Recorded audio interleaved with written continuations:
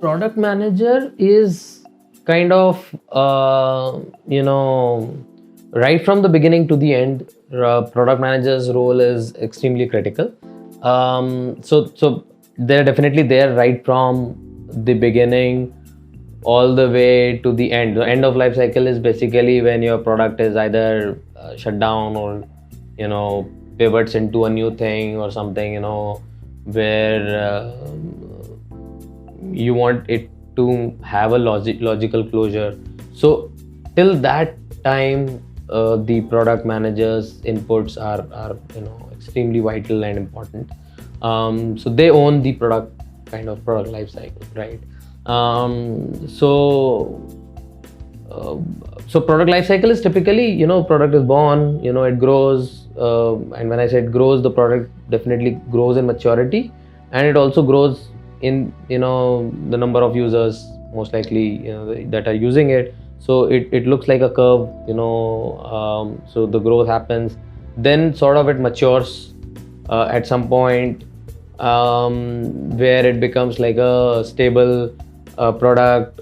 You've built whatever there is to be built, and there are no more users, kind of, or the number of new users that are coming are equal to number of users that are leaving the product, so there is also no growth.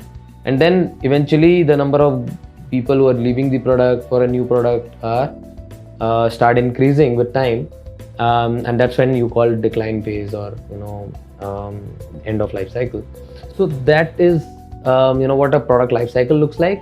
And if you split it into different phases, early stage, growth stage, early maturity, late maturity, and decline, if these are the different steps, the kind of role that a product manager has to play in at different parts in the life cycle varies a lot. So your prioritization, your roadmap, everything is different at different parts of or different phases of product life cycle. For example, the thing that I was talking about, that when in early stages you're more worried about growth features, virality, parity, and things like that.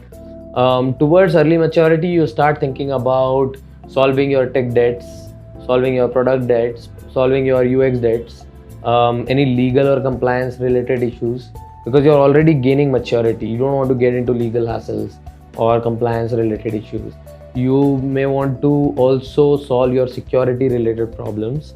You want to make sure that you're acquiring users very fast. Their data should not be lost. Their data should not be should not fall into the wrong hands, right? Or nobody should be able to misuse the product if they get um, um, invalid access to it. So things like that become more critical than your growth features, or than your viral features, or social sharing features, and things like that. So that is what you would essentially focus on in the early majority. Once you have a mature product, then you kind of focus more on re-engagement, making sure that both new and old users find enough value in the product, making sure what new use cases can you discover, or what kind of ancillary products can you build. How can you build an ecosystem around your product, or how can you or your product become a platform, right? And things like that. So that those are the things that you start thinking about when it is a mature product. While when it is in growth phase, you are focused on you know creating new features, making those temporary features or schemes, or kind of campaigns that can bring virality to the product. So the different kind of thinking is required, different kind of uh, speed of execution is required at different times of of creating the product.